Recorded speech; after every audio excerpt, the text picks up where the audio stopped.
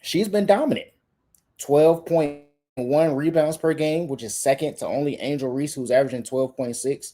And even in those 13 games, Asia's played 13 games. Angel has only played like 6 or 7 games during that 13 game stretch. So numbers could be skewed a little bit. We know Angel is a dominant rebounder, but Asia's right there with her. Asia's right there with her. And on the defensive end, she's averaging 2 blocks per game. Is Asia Wilson tied with Ezzy in Seattle? So dominant shot blocker, impacting the game. If it weren't for Asia Wilson being on this Aces team, it would be scary right now. They went from what, eighth place in the standings in August, beginning of August. They're now in second.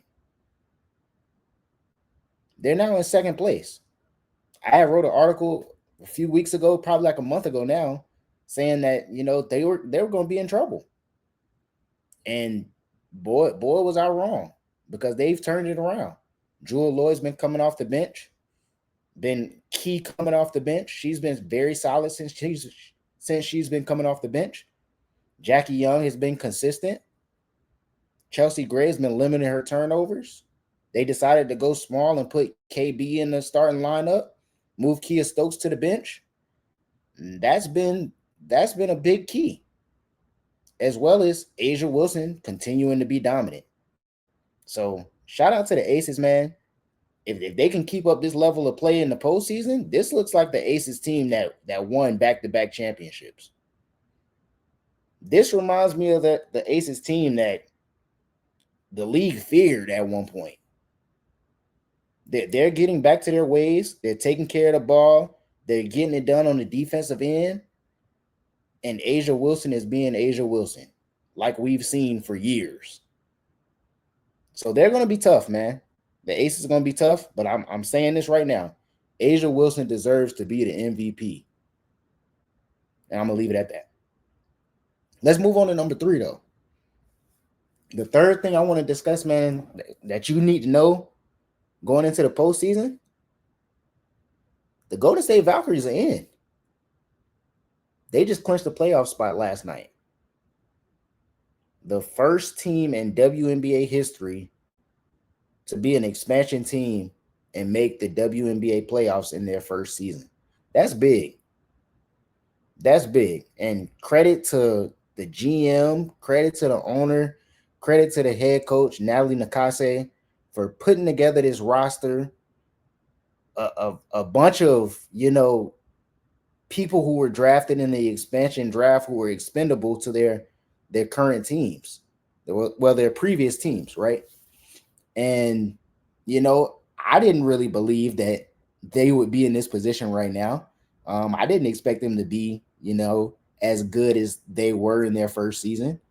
But their style of play, shooting a lot of threes, getting it done, hard-nosed defense, these players have something to prove. And they're showing that with an opportunity, with the right system, with the right pieces around me, this is what I can do. And that's scary moving forward. When you look at the growth in the WNBA, adding more teams in Toronto, Portland, and then you got, the 3 teams that's going to be added in the years to come.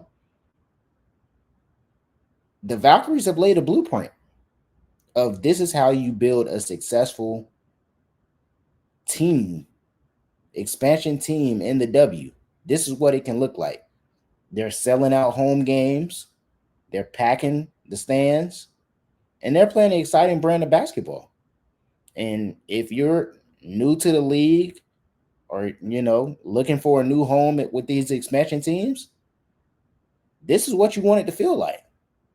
You want to compete night in and night out, put on a show for fans, and win games. And the Valkyries have done that. Despite the injuries, the Valkyries are in. It's going to be a big blow not having KT, not having Tip, but Veronica Burton has been playing at a high level. Charles has been playing at a high level. And they've been coming together. Janelle Saloon's been playing at a high level. They've come together, and they're playing. They're fighting. scratching and clawing. And they currently sit what, sixth in the standings right now. They're a game back of the Liberty in fifth. And if they're able to win their last three games, which they very well could, because they play the Lynx twice, who, like I said, should be resting their players. No need for them to be playing and risking injuries. So those should be two wins right there. And then you play a Seattle team that's been up and down all season. You don't know if Seattle's going to show up and play hard.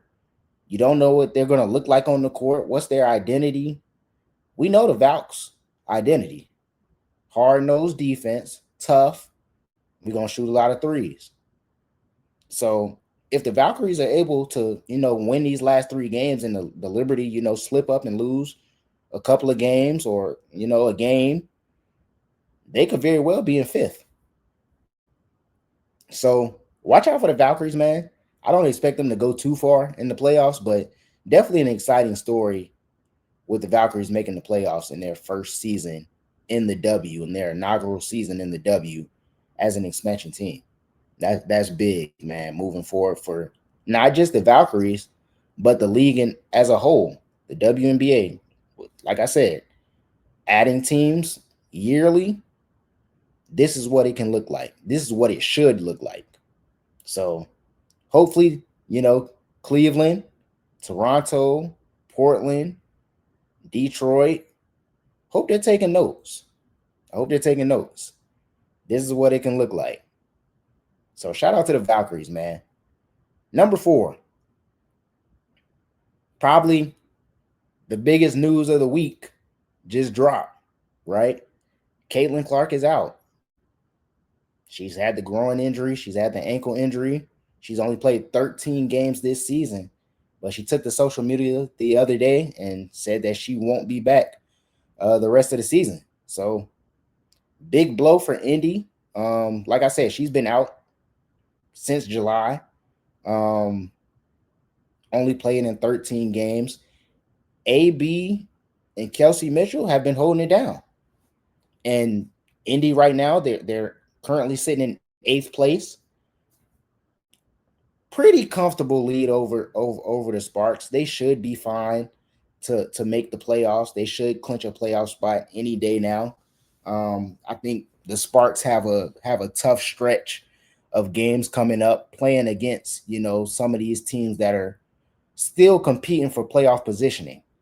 So it's going to be tough for LA to grind out those last few games, and I think Indy has a much favorable schedule moving forward compared to LA, who's also fighting for that eighth seed or the seventh seed if Seattle slips up. But Seattle only has 2 games remaining on their schedule, so that's the good thing for Seattle. Even though they haven't clinched yet, they only have 2 games remaining. So if they win one of those games, they're in. Um, so we're going to see what Indy can do. Definitely a tough blow not having CC all season, especially coming into year 2. We expected, they had kind of built this roster out around CC, and now she isn't going to be there. So how far can Aaliyah Boston and Kelsey Mitchell take the fever? But shout out to AB, man. Shout out to Kelsey Mitchell. They've definitely been hooping at a very high level with Caitlin Clark out. So good luck to them. But I don't see Indiana doing too much damage in the postseason. Like I said, right now they're in eighth. So if they were to stay in eighth place, they would be playing the Lynx in the first round, who they played for the Commissioner's Cup championship and beat. But it's gonna be a little bit different come postseason in a series where you got to beat a team more than one time. That's gonna be tough. So shout out to Indy. Get healthy. It's not just CC that's hurt. They've had a number of injuries, from players to coaches injured. So speedy recovery for Indiana, man. I know y'all got the new facility that just broke ground the other day as well. So get healthy in the off season and get ready for next year, because it's been rough for y'all. Not even gonna lie, it's been rough for y'all. as an organization this year with the injuries that y'all have been handed. So number 5, last thing I want to talk about today, man. Playoff positioning. I just mentioned it. But let's dive a little bit deeper, right? So, like I said, the Lynx are in first place. They've clinched. They're going to be the top seed. But then when we look at everybody else, it's up in the air. The Aces, 27-14. I mean, let me make sure I got this right. Yep, 27-14. The Dream, 27-14. The Mercury, 27-14. 2 through 4 are tied right now in the standings. So, depending on these last few games, Phoenix has 3 games left. Atlanta has 3 games left. Vegas has 3 games left. So depending on the outcome of these last 3 games, that's going to determine where these teams are going to fall in the standings. So all of their starters are going to be playing for one. Nobody's going to be resting their starters outside of the Lynx. Everybody that's in 2 through 4, and even when you look at 5 through 9, those starters are going to be playing because the standings are tight. And we all know, as much as, coaches may want to deny it, or players want to deny it, or other fans may want to deny it, some teams pick and choose who they want to go against when it comes to the playoffs. They might, purposely lose a game just so they can, drop in the standings to have a more favorable matchup come the postseason. It's some teams that don't want to see the Aces right now. It's some teams that don't want to see the Lynx right now. It's some teams that don't want to see the Mercury right now. I'm sure of it. It's probably some teams that those 3 teams don't want to see, right? So when we talk about playoff positioning, these last few games are going to be important. And that's just 2 through 4. Now, when you look at 5 through 9, because like I said, LA still technically has a shot to, sneak into the playoffs, depending on what happens these last few games. But when you look at 5 through 7, the Liberty, 24-17. Golden State, 23-18. As I talked about earlier, that's only a 1-game gap, right? And then you got Seattle in 7th at 22-20. You got Indiana at 21-20. And then you got LA at 19-21. So, like I said, LA is only, a game and a half back of Indiana. But let's look at LA's schedule real quick.